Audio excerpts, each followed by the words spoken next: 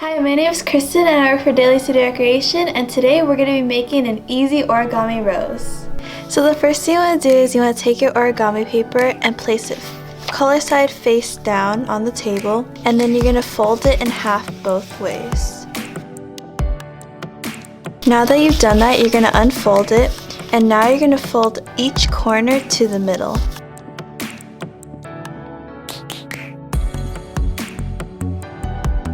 Now you're going to repeat this step 2 more times.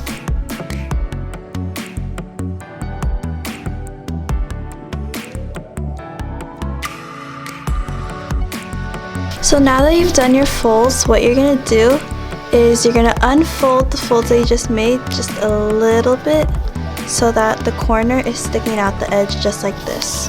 And you're going to do that for all 4 corners. Now you're going to do the same with the ones on the inside.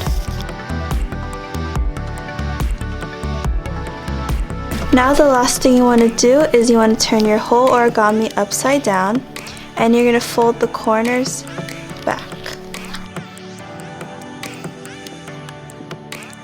And after you've done that, your origami rose is complete. I hope you enjoyed this craft, and I'll see you next time.